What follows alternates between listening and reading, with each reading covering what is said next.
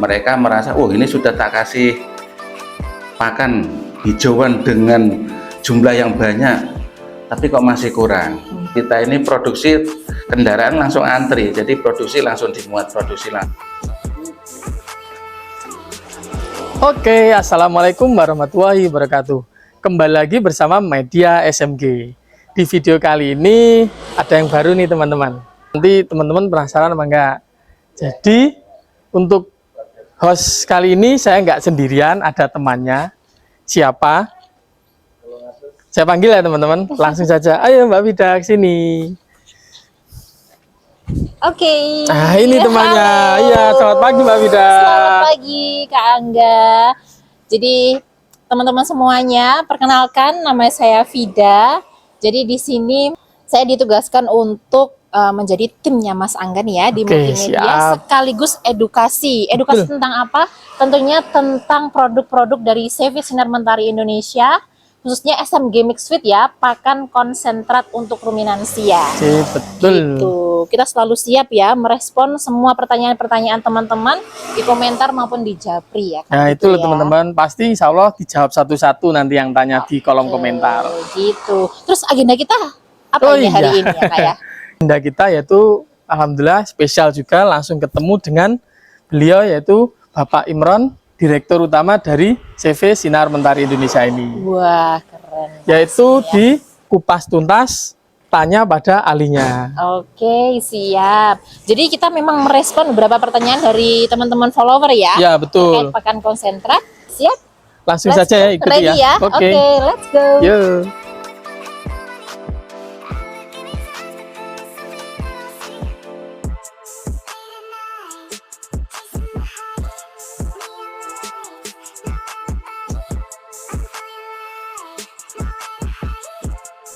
Oke, assalamualaikum warahmatullahi wabarakatuh. Halo Sobat Ternak, selamat pagi. Jadi kembali lagi bersama kita SMG Media. Kali ini kita bersama langsung ya ini ya, bersama Bapak Direktur Utama CV Sinar Mentari Indonesia, Bapak Muhammad Ali Imron. Selamat pagi Bapak. Selamat pagi. Bagaimana kabarnya hari Alhamdulillah, ini? baik-baik. Alhamdulillahirrahmanirrahim. Jadi di video ini kita akan menanggapi beberapa pertanyaan ini Bapak dari netizen nih ya pasti ya, yang tentunya selalu penasaran dengan produk-produk SMG kita, SMG Mixed Feed, berapapun S-nya, S22, S18, S20. Nah ini, jadi langsung saja nih Bapak, dari pertanyaan yang pertama ini. Nah, yang sering muncul di kolom komentar kita Bapak ini ada contoh perimbangan pemberian pakan serat dan konsentrat untuk ternak sapi perah Bapak. Mungkin perimbangannya itu berapa persen seratnya, berapa persen pakan konsentratnya, seperti itu. Ya, terima kasih. Waalaikumsalam warahmatullahi wabarakatuh. Jadi untuk pemberian pakan untuk sapi perah khususnya, itu nanti kita caranya dengan menghitung dalam bentuk bahan kering. Ini yang paling utama. Kadang ini yang sering dilupakan oleh banyak peternak. Mereka merasa, oh ini sudah tak kasih pakan hijauan dengan jumlah yang banyak, tapi kok masih kurang. Nah, makanya di sini kita akan jelaskan pemberian makan untuk ternak sapi perah. Ini yang pertama, kita menghitung berdasarkan konsumsi bahan kering. Nah, gitu caranya. Jadi ini yang lebih objektif. Contoh misalnya untuk pemberian pakan untuk sapi perah ini, perbandingan bahan kering antara konsentrat dengan hijauan ini 50/50. Maksudnya apa? 50% konsentrat, 50% hijauan atau sumber serat. Lah, sekarang konsentrat yang kita pakai ini kadar airnya berapa? Nah, misalnya kadar airnya 12%, berarti bahan keringnya 88%. Nah, nanti dari situ kita hitung 50% dari 88% itu berapa. Kemudian hijauan yang kita pakai, kalau kita pakai hijauan segar, contoh seperti rumput gajah atau pakcong, atau rumput yang lain, ini kalau masih segar, jangan lupa ini kadar airnya masih tinggi. kadar airnya kurang lebih sekitar 80% atau bahan keringnya cuma 20%. Nah, jadi caranya gimana ngitungnya? Ya 50% kali 20%. Nah, seperti itu. Lah misalnya untuk kebutuhan ternak sapi per hari berapa? Misalnya sapi dengan bobot 500 kilo. Kalau kita konversi dalam bentuk bahan kering, konsumsi ternak, terutama seperti sapi perah, itu rata-rata 3% dari berat badan. Nah, misalnya 500 dikalikan 3% berapa? 15 kilo. Berarti per hari ini ternak atau sapi perah ini membutuhkan makanan yang masuk ke tubuhnya ini kurang lebih 15 kilo dalam bentuk bahan kering. Nah, jangan lupa, dalam bentuk bahan kering. Jadi yang dikonsumsi ini dalam bentuk bahan kering. Akhirnya kita konversi ke tadi, berarti 7,5 kilonya konsentrat, 7,5 kilogramnya dari sumber hijauan atau sumber serat. Nah, tadi cara menghitungnya seperti itu. Kalau bahan keringnya cuma 20%, berarti 20 dikalikan 7,5 itu berapa? Kali apa itu volumenya per hari yang harus masuk ke tubuh ternak, seperti itu. Kalau hijauannya misalnya pakai tepung jagung, nah tepung jagung ini kadar airnya kurang lebih sekitar 30 atau bahan keringnya sekitar 30%, berarti kadar airnya masih tinggi juga sekitar 70%. Caranya yaitu tadi 30% dikalikan bahan kering yang dibutuhkan, misalnya 7,5 tadi, seperti itu. Jadi volumenya jauh lebih besar daripada konsentrat. Kalau masalahnya kita pakai silase ini kadar airnya juga masih tinggi, masih sekitar 60%, jadi bahan keringnya sekitar 40%. Ini juga seperti tadi ngitungnya. Jadi kemudian yang kedua, untuk pemberiannya kita kasih ke ternak ini berapa kali? Bisa 2 kali, bisa 3 kali, tergantung produksi ternak. Kalau produksi susunya tinggi, pas puncak produksi mungkin bisa sampai 30 liter lebih.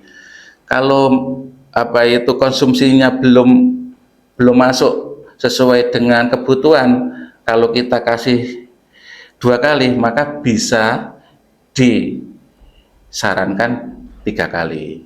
Jadi bisa pagi, bisa mungkin agak siang atau sore, atau bisa pagi, bisa sore, atau bisa malam, seperti itu.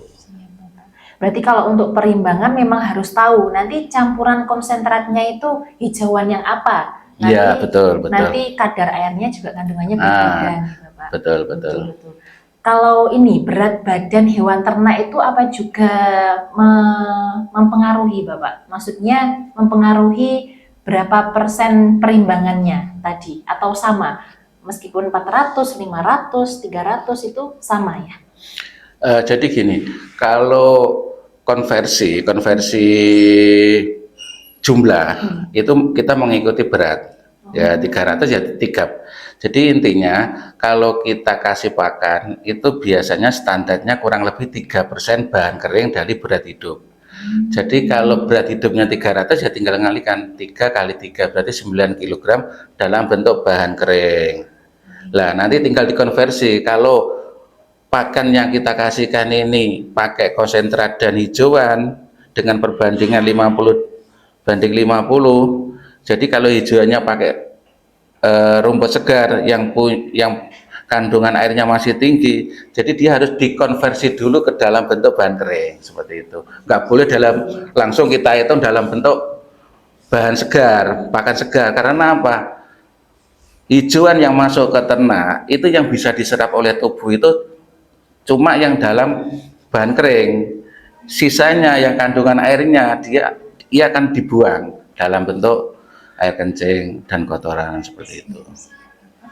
Kalau memang untuk pemberian pakan bisa 2 kali, 3 kali tergantung dengan ini tingkat produksi ya. Kalau produksi semakin tinggi, kadang kalau pakan kita paksakan dikasih 2 kali, kadang kemampuan ternak ini tidak mampu. Makanya kita apa itu istilahnya, kita kasih alternatif bisa sampai 3 kali. Harapannya ketika dia sering frekuensi pemberian semakin tinggi, itu bisa memacu dia konsumsinya juga semakin tinggi. Nah, ini salah satu cara bagaimana biar konsumsinya ternak ini bisa tercukupi sesuai dengan kebutuhan yang dibutuhkan ternak. Ini sumber hijauannya, ini bisa dengan beberapa cara. Misalnya ketika kita potong rumput atau pakcong atau odot, karena masih baru dipotong kadar airnya masih tinggi, masih 80%, biar ternak bisa mengkonsumsi dalam bentuk bahan kering bisa maksimal. Salah satu caranya hijauan ini tidak langsung dikasihkan ke ternak. Nah, jadi dengan cara dilayukan, bisa beberapa hari, bisa 2 hari atau sampai 3 hari. Dengan cara setelah dipotong atau ditaruh di kandang dalam posisi berdiri sehingga kadar airnya bisa menguap. Ini salah satu cara untuk meningkatkan konsumsi hijauan biar sesuai kebutuhan ternak itu sendiri, seperti itu. Siap-siap. Perimbangannya sobat ternak seperti itu ya. Dan yang terakhir Bapak, ada pertanyaan yang paling penting sebenarnya, pakannya sudah banyak, sudah tahu perimbangannya. Nah, bagaimana cara menyimpannya Bapak yang baik dan benar? Selain mungkin hijauannya tadi, setelah dipotong, dilayukan dulu, ditaruh dalam keadaan berdiri, mungkin ada tips-tips yang lain dari panjenengan. Ya, kalau untuk hijauan kan seperti musim penghujan seperti ini kan sumber hijauan melimpah. Nah, salah satu cara untuk menyimpan yaitu dengan cara pembuatan silase. Nah, ini metode penyimpanan hijauan. Caranya seperti apa? Jadi rumput atau tebon jagung ini setelah kita kita panen, kita taruh di gudang kita. Intinya pembuatan silase ini kandungan airnya diturunkan. Untuk menurunkan kadar air hijauan ada beberapa cara. Yang pertama, hijauannya dilayukan. Atau dengan cara yang kedua, penambahan bahan yang lain yang kandungan kadar airnya lebih rendah sehingga bisa menurunkan kadar airnya dari hijauan, seperti itu. Baik. Kalau hijauan memang tipsnya seperti itu ya teman-teman. Yeah. Salah satunya silase ini.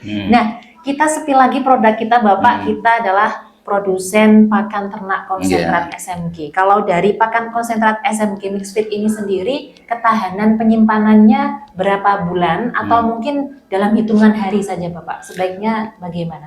Jadi untuk konsentrat ini kan kadar airnya lebih rendah, kurang lebih sekitar 12%, sehingga masa simpannya bisa jauh lebih panjang. Yang ideal tempat penyimpanannya itu yang bawah itu harus dikasih palet kayu, palet plastik bisa, dan tempat jangan sampai lembab untuk mengurangi penyerapan kadar air. Terus kemudian kita sarankan pemakaiannya itu yang optimal itu di bawah 1 bulan. Tapi kalau terpaksa sampai lebih dari 1 bulan pun tetap bisa dipakai, Tapi yang optimal itu, hasil yang optimal yang bagus, kita sarankan pemakaiannya di bawah 1 bulan, seperti itu. Kalau dari produk kita sendiri, apakah ada istilah expired Bapak? Atau hanya ini, optimal dan tidak optimal saja? Kalau konsentrat tidak ada. Dan rata-rata produk kita ini jarang masa simpannya lebih daripada 1 bulan. Di pabrik kita sendiri ini konsentrat kita ini jarang sampai punya stok. Jadi produksi langsung habis, seperti itu. Berarti memang produksinya segar, fresh terus ya, masih baru semua.